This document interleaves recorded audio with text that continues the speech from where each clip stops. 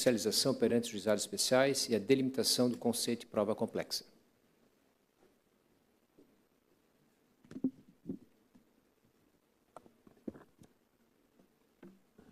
Muito bom dia a todos. Cumprimento a plateia na presença do nosso coordenador de mesa, Dr. Jefferson Mafra. Cumprimento também na pessoa da desembargadora Janice, que gentilmente me fez o convite para estar aqui. E eu não posso deixar de registrar que pouquíssimas vezes na minha vida eu encontrei concentrados numa pessoa só tantas características boas como conhecimento, como educação, como gentileza. Desembargadora Janice, é um prazer conhecê-la pessoalmente. E obrigado pelo convite.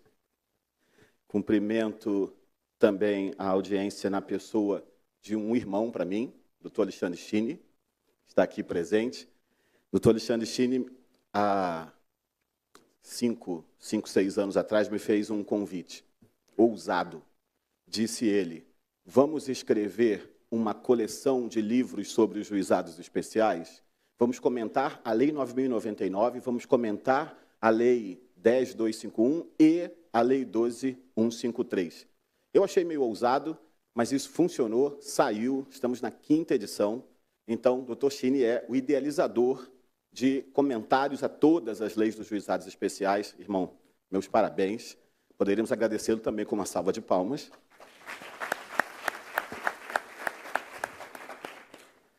E eu realmente fico muito feliz de estar aqui, porque eu sou um grande entusiasta dos juizados, e eu sei que eu estou cercado por 500 pessoas presencialmente e outras 750 pessoas que são também apaixonadas pelos juizados especiais.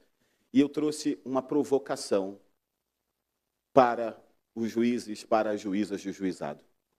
A minha provocação é a seguinte: não há dúvida que nós estamos diante de uma hiperjudicialização. Não há dúvidas de que os juizados especiais estão sobrecarregados.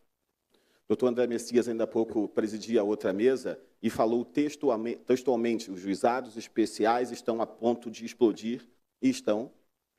No Rio de Janeiro, de onde eu venho, há juizados que têm 1.500 distribuições mês. Então, é indispensável que se busque caminhos para deixar que os juizados especiais façam a sua função, que é levar a jurisdição àquele jurisdicionado que tem a sua causa que deve ser submetida aos juizados especiais. E as interpretações são feitas nesse sentido. Eu cito um exemplo. Artigo 3º da Lei 9.099 de 95. Os juizados especiais cíveis são competentes para as causas cíveis de menor complexidade, assim consideradas. 4 incisos. Inciso 1, aquelas que tenham até 40 salários mínimos. Inciso 4, as ações possessórias que tenham o mesmo teto do inciso 1. Inciso 3, despejo para uso próprio, nada sobre teto. Inciso 2, aquelas enumeradas no artigo 275, inciso 2 do CPC de 73, que sim ainda está em vigor, por força do 1063 do Código atual, e a redação desse dispositivo era: observarão o procedimento sumário, o falecido procedimento sumário, as causas, inciso 2, qualquer que seja o valor, e vinha lá tantas alíneas. Não precisa ir longe para a gente usar uma interpretação da língua portuguesa e identificar que só as causas dos incisos 1 e 4 se submetem aos juizados especiais com um teto de 40 salários mínimos. É essa a interpretação que prevalece? Por que não? Porque se eu não colocar um teto de 40 salários mínimos para absolutamente todas as causas, o juizado não vai funcionar por excesso de demandas. O juizado não vai entregar aquilo que deveria entregar àquele jurisdicionado que precisa dessa jurisdição, que precisa desse órgão de execução, que precisa dos juizados especiais. Eles nasceram para isso. Então, levar a caminhos, como já foram discutidos hoje nas mesas anteriores, a tentativa de acordo, os meios alternativos, e eu trago hoje uma outra contribuição nesse sentido, de deixar nos juizados Falávamos ontem sobre isso, desembargadora Janice, sobre deixar nos juizados especiais as causas que devem estar lá mesmo. E aí eu entro no meu tema, a prova complexa. O que é prova complexa? Nada obstante, não tenha nenhum artigo na Lei 9.099 que diga nos juizados especiais não se admite a prova complexa, com essa redação, nenhum. O mais perto disso é o artigo 35, que diz, a gente admite aqui uma prova simplificada. E aí, a contrário senso, eu digo, tudo bem, então não haverá possibilidade de prova complexa. O que é prova complexa? A lei definiu? Não. Os enunciados do FONAGE definiram? Também não. Porque não é para definir. Porque cabe a cada magistrado, a cada magistrada dizer, naquele caso concreto, se a prova complexa ou é ou não. O que eu conclamo o pensamento é, nós não podemos dizer que qualquer prova perdeu essa natureza de complexidade, ou nós não precisamos dessa prova que a parte está pedindo e que é complexa, sob o fundamento de admitir mais causas no juizado, porque eu entrego a jurisdição de forma mais rápida, de forma mais célere. Porque não é assim. Eduardo Couture já dizia que se demorar demais, isso é o mesmo que não entregar a jurisdição, parafraseando. Eu cito 2 exemplos que são próprios do que eu vejo no dia a dia. Eu advogo para uma empresa que faz, entre outras coisas, depilação a laser. E, eventualmente, acidentes acontecem. Para aqueles ou aquelas que usam esse serviço, estatisticamente falando, é menos de 1%. Mas isso acontece. E aí vêm as ações judiciais e elas vêm perante o juizado especial. Prova alegada pelo autor, o contrato. Ok. Prova de pagamento do valor. Ok. Prova da queimadura. E essas queimaduras, muitas vezes, são em lugares íntimos. E a prova é uma fotografia do lugar íntimo. Essa fotografia prova que havia ali queimadura? Talvez. Mas não prova que aquela parte do corpo supostamente queimada é da autora. Até onde eu sei, aquela foto pode ser tirada da internet de um site da Índia. Meu cotidiano, meu caso concreto. E eu lembro que as causas eram, não, essa foto aqui prova, sim, que existe queimadura. Está aqui, tem uma área esbranquiçada aqui, que é indicativo de queimadura. Isso é queimadura. E um dia eu cheguei numa audiência e disse, excelência, eu até concordo que é queimadura, embora me falte essa aptidão médica. Mas não dá para saber, por essa fotografia, de um trecho do corpo humano, que esse corpo humano é da autora. A juíza me olhou e disse, eu não tinha pensado nisso.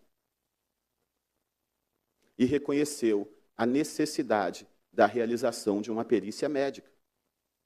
Eu até sugeri, excelência, eu não me incomodo, eu era o único homem naquela audiência. Uma juíza, uma secretária, a autora com a advogada, eu tinha uma preposta e eu. E eu disse, eu não me incomodo, excelência, de uma inspeção judicial. Eu me retiro, por ser homem, eu me retiro, e uma inspeção judicial. E a juíza disse, não há a menor necessidade. Talvez reconhecendo que faltava a ela também a aptidão médica de dizer se aquilo era ou não uma queimadura. Segundo exemplo, esse não é meu. Esse eu assisti numa palestra no TJ da Bahia, proferida pelo Dr. Chine. Ele trouxe um exemplo de ações propostas contra plano de saúde para rever o valor do reajuste. Qual é o cálculo utilizado para rever reajuste? Eu, pessoalmente, não faço a menor ideia. Eu não sei as 4 operações básicas. Eu não sei receber troco. Pix foi a solução da minha vida. Esse pagar com R$100, esperar o troco, pode me enganar à vontade. Matemática não é muito a nossa aptidão. Não sei se o doutor Rosalvo está aí, que é um especialista em matemática, mas fora isso, acho que mais ninguém. Então, tem que fazer um cálculo ali. Esse cálculo é somar, diminuir, multiplicar e dividir? Não, é um cálculo atuarial. O Dr. Chini projetou, nessa palestra na Bahia, a fórmula para o cálculo atuarial, que, em vez de gerar perguntas, gerou risos. Porque ninguém conseguiu entender aquela planilha, aquela fórmula, aquele cálculo. Nitidamente, eu precisava, então, de um cálculo. Ah, mas aquela pessoa que fez o procedimento e ficou queimada, ela precisa do juizado. Aquela pessoa que está pedindo o reajuste do plano de saúde também precisa do juizado. Não, ela precisa de jurisdição entregue. E isso também acontece na vara civil. Mas ela não é parte sozinha. O judiciário está para entregar a jurisdição para todas as partes. Tem o réu, que quer se utilizar da ampla defesa e do contraditório. Eu me despeço com uma pergunta. Essas causas em que o magistrado, a magistrada reconhece que a prova é complexa e, portanto, não pode ser processada ali, teria qual consequência? Extinção, todos pensariam. Mas por que extinção? Porque se preciso de prova complexa, o juizado não tem competência e casos de incompetência levam à extinção. Está lá no artigo 51. Mas é mesmo incompetência? A competência do juizado é fixada conforme a possibilidade ou não de produzir prova complexa? Não. E sim conforme o valor e a matéria, lá do artigo 3º que mencionamos agora. Então, extinção pela incompetência do juizado me parece faltar uma base legal para isso. Mas é normalmente o que acontece. Eu trouxe, então, um julgado. Um julgado proferido por uma turma recursal do Tribunal de Justiça de São Paulo. Eu já dou o número, para quem quiser anotar, mas o trecho que eu separei da ementa é: causa complexa e incompatível com o rito do juizado especial, incabível à extinção. Remessa dos autos à vara competente. TJ São Paulo, recurso nominado cível 10.44.064, dígito 26. Ano 2017, final 0053, esse julgado é de 2019. Eu encerro, deixando duas contribuições.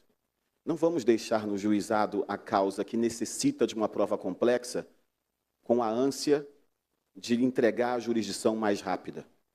E segundo, se formos mesmo por esse reconhecimento, seria de se pensar de uma remessa para a vara, com base nesse julgado e pensando nos princípios que regem o juizado, lá do artigo 2º. É a reflexão que eu deixo a todos. Muito obrigado.